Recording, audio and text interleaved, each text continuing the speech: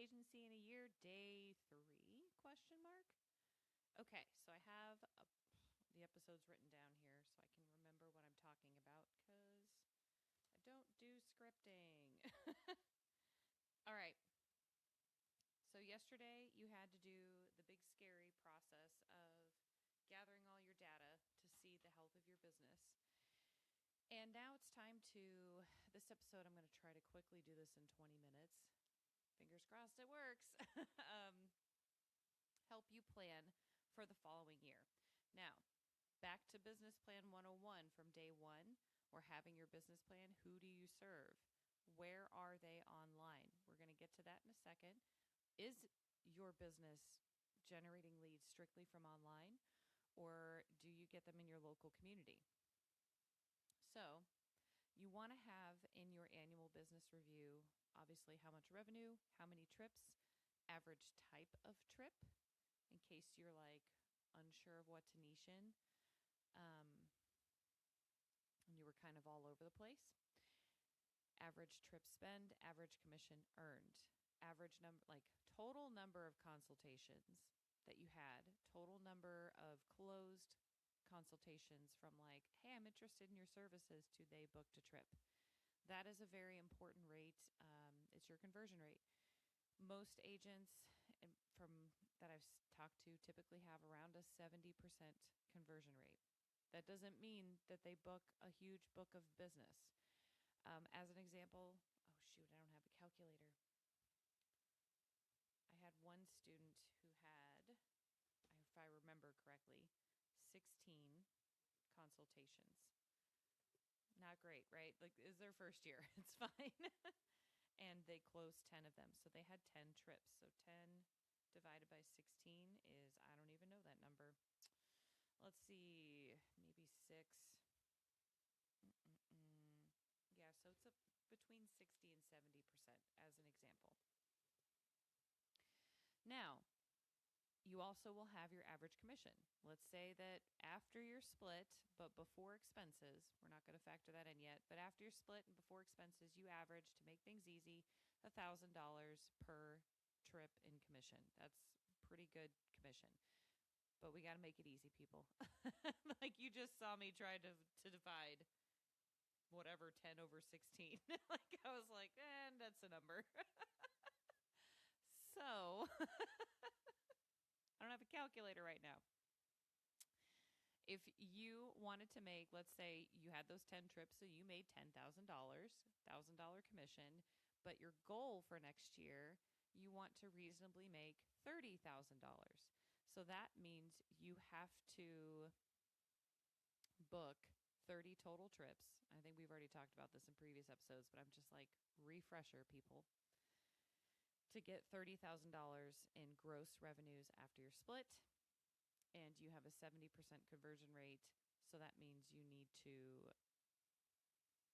have, whatever, like 40 consultations, like 42 consultations to get that 30. You guys have your calculator on your phone. I don't even have my phone on me, and I'm not opening up a tab on my desktop, and I'm not going to have you sit here and listen to me.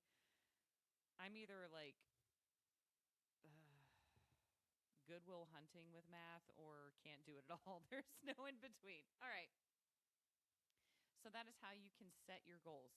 Not just like imaginary revenue and then how do I get there? I guess I'll just book whatever comes my way. But if you see that your honeymooners typically bring in $1,000 a trip for you, maybe you should focus on promoting honeymooners as your marketing strategy for the next year. And you have to think, where did these people come from? And I have to jump 3 times, I have to 3x the number of people who reach out to me so that I know. So if I had 16 or 20 people, let's say in another example, if I had 20 people reach out to me and I only closed enough sales to generate 10,000 revenue, and I want to make 30 or 40 or whatever, just keep it at 30 for now, that means I would have to have 60 people reach out to me to get the numbers to be there. So that is your goal. Then working backwards, you're also going to you're also going to want to look at when is your wave season? Like, do you get a lot of people doing consultations in the winter, spring, summer, or fall. You want to find your average. So if you need 60 consultations to hit that conversion rate, to hit that revenue goal that you have in mind, that means you have to average 5 consultations per month. You don't have to close them, but you have to hit 5 consultations per month. And let's say from the previous year, you know that you closed more clients to travel in the future in January, February, March, which is kind of like winter to spring. So you know you're probably going to close, if you get 5 consultations each month, you have a higher closing rate. So you could do 4 to 5.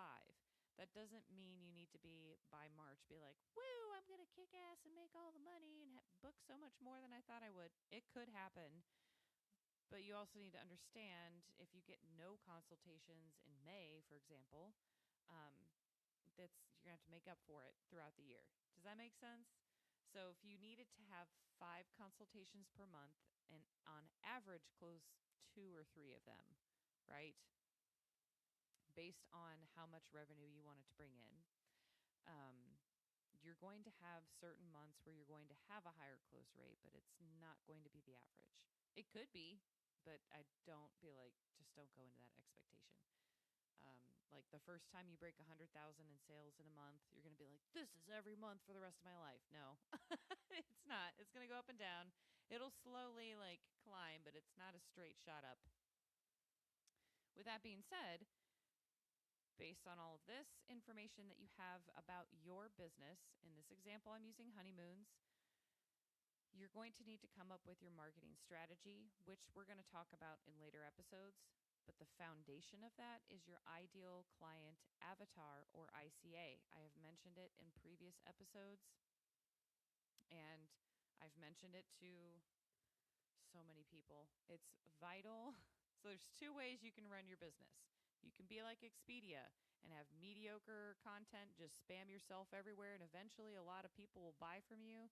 But if you don't have the systems in place to constantly book and maintain all those people, like Expedia has call centers with God knows how many people working for them, it's not a sustainable business model.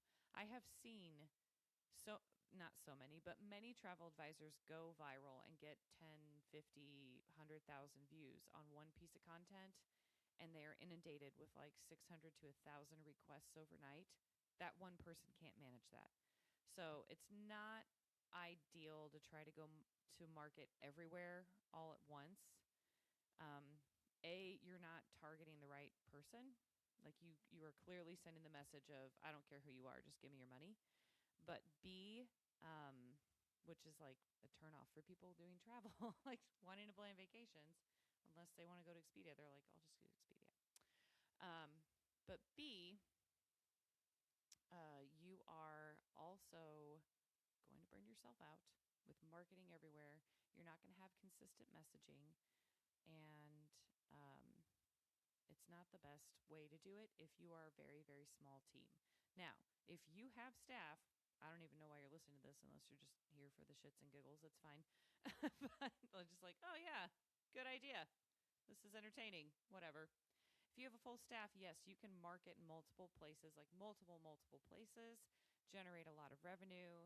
It takes all those of you who are there now know that you didn't start out this way, right? Like that is one of the ultimate goals as a travel agency owners, to get there, right? But starting out, it's not super feasible. So the ideal client avatar, this is like marketing 101. Like I remember learning about this in college. Whatever product or service that you want to create, you have to have an imaginary person that you speak to in all of your messaging. Your services and how you do what you do, yes, it aligns with who you are as a person, but it also needs to align with who you want to work with. Everybody does this. Every business does this. This is like, fun fact, McDonald's blew up because they decided their ideal client avatar years ago, decades ago, was the child. Families were splitting up. or both parents were working and they created the Happy Meal with the fun little toy. And when those stressed out parents were like running the kids around after school, for $1.50 or whatever, those parents could get their kids to stop whining. They'd get their dang little toy and they'd get their dinner, and it would be enough. And then they wouldn't have to cook, they wouldn't have to clean up. And so it made the parents' lives easier. I'm going to do another episode about the customer versus the consumer, but I'm not going to go back that into it. That is in another course I have. Anyway, your ideal client avatar can be like based off of a real person, but it doesn't have to be. It is somebody that you have to understand thoroughly inside and out. McDonald's with the Happy Meal, all of the executives, whoever came up with that idea, all of them were children at one point. All of them knew kids wanted little cheap toys, and all of them knew when kids wanted something, they'd be like, Mom, Mom, Mom, Mama, Mom, Mama. So they understood the mind of the child pretty well. But do you understand the mind of the people that you want to serve? That's going to help you figure out what platforms to show up on, what messaging they want to hear, understanding what their pain points are, what they want to be educated on, how they want to be engaged with, all of those things. So it's not just demographics. It's not just you need, I don't know, honeymooners. You need a couple aged 28 to 32 that live in a city and they make this much income and have this education. Like you need to have a name for this person. It needs to be the one person, just the main person that's going to be like, I need to book a call, or we do as a couple need to book a call. So which one of your honeymoon couple in this example is the one that's going to be drawn to be like, we need to work with this travel agent, let's book a call? A, you need to know their name. You need to know where they shop and why. Why would they choose Trader Joe's over Target? Why do they choose Target over Walmart? Like, what's the value that they see in these different, just like grocery stores? And what kind of car do they drive? And why did they choose that car to drive? Like, what do they like to do for fun? What do they do when they're like having the worst day of their lives? What do they go to? If you can really understand this person that wants to go on a honeymoon to, let's just say, Mexican Caribbean, keep it simple, then you're going to be able to match resorts and suppliers and your services to that person. Like if you don't even have an idea of like, how am I going to do my services? Like, what does that person want? And what kind of resorts would they want to stay at? Would they like the Riu Palace, or do they want like Fairmont Mayakoba? Like, do they like, where are they on that spectrum? What is their average spend going to be? How long is their honeymoon going to be? And why do they want to work with you? Do they have a pet? Like, when are they getting married? Like, you want to understand this person inside and out, as much detail as you can about them. I have actually someone on my team who was a bride of mine that found me from TikTok. And I was teaching her about this. And I kind of went into who my ideal client avatar was. And she was like, what do you mean she was from the Midwest or like northern Midwest and she went to college in the South? That's me. And I was like, yeah, that's why you scheduled a call with me. She's like, what do you mean she has friends all over the country and she lives in a metro area now? Yeah, that's why you scheduled a call with me. Like, she was mind blown that I knew what she would buy at Trader Joe's. She was like, what? I was like, yeah, I got into your head, man. 2 years before we met, 3 years. So it is something that you should focus on. It will take some time, probably 20 or 30 minutes. You really want this person to feel like you know them so well you could be their best friend if you like knew each other, but not that you have a whole lot in common, but like you could counsel them and you could help them and just like be a good friend to them. You can base your ICA off of yourself. I don't recommend that. I do know of one agent that niched down into a particular type of travel that would fit her needs very well. But she also knew there was a big need for that in the industry because of her experience. So she's like, I'm doing this. So she does very well doing it that way.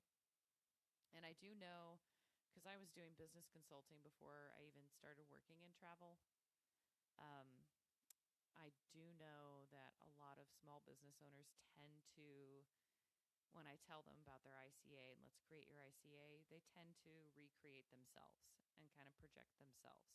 Yes, there are going to be other people in the world like you, and that's the point. Like, you just make up this person. There are 347 million Americans in the US, I believe, and someone's going to be aligned with that, right? that client that you've created in your head. So, but then again, are you the type of person that would hire a travel agent? Are you the type of person that would want the services that you're offering and pay the fee and spend that much money on a trip? If you are saying, I don't want to spend that much money on travel, that's why I got into travel, so I could get cheap deals for myself and fam trips, don't use yourself as an ICA because that's it. Like, if you use yourself, you're going to get a bunch of people that are like, what do you mean I'm spending this much money? So you have to figure out who would actually value what you want to offer, what you want to sell. All right, we got about 3.5 minutes before I hit the 20-minute mark. Combining your goals with your ICA to create the very, very beginnings ideas of your marketing strategy, which will be later episodes. Let's go back to the honeymooners. Your data says you make $1,000 on a honeymoon commission. I don't know. And you booked 10 of them last year and you want to make 30,000. So you have to book 30 of them. And therefore you have to have 5 consultations a month. These are the random numbers that I made up on this episode. Okay. You should be doing your own math, right? All right. With that in mind, and you have a very good understanding of this ICA. My ICA, by the way, her name is Sasha, just so you know. But you have that understanding of the ICA. You know all of these people are going to have all sorts of different social media platforms. The question is, where do they go when they need to solve a problem or they want some kind of stress relief? Because different platforms serve different purposes. Like for me, I don't really do Pinterest anymore, but when I was younger and it was newer, I was a Pinterest girly. And I'd be like, I'm going to create this random vision board because it's Saturday afternoon and I have nothing else to do. And I'm the eldest daughter, so I got to have a plan for something. And I just created a random board of like, this is my dream kitchen in the house I don't even live in yet. So, but I wouldn't like buy anything from Pinterest. So you got to think like, how do they use the platforms? For me, when I was creating my ideal client avatar, avatar. I'm so fancy. I chose TikTok because she is a certain age, and that platform was up and coming at the time.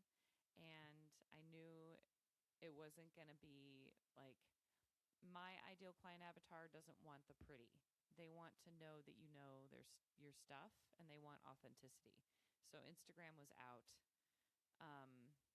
Facebook was out because they aren't like, I can't even tell you how many wedding couples I've had that are like, why do you offer a private Facebook group? We don't want that. I had to get rid of that in my packages because by 2022, nobody wanted it anymore. So that's out. And like podcasts for me, I was a guest on a podcast for Destination Weddings a few times and TikTok. And that was the bulk of my leads. Like, and they were always my qualified leads. Yeah, I was on Facebook randomly being like, oh yeah, this is the answer to your question in a DW Facebook group. But I'd get not ideal people, like tire kicker, super, like, why aren't you answering my DM right away? Like, no, you're not someone I want to work with. Like, not getting those good quality clients following my directions.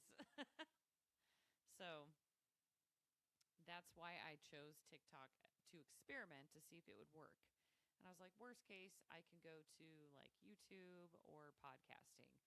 You want to have some backup platforms. You don't want to be posting everywhere. Like I said, your ICA might see you everywhere, but they don't need to see you everywhere, especially if you don't do a huge volume of business. If you only need 5 consultations, you do not need to spam yourself everywhere. Anyway, all right, we are at 20. Oh, we're over 20 minutes. Uh-oh, violated my own promises. All right, we'll continue this tomorrow.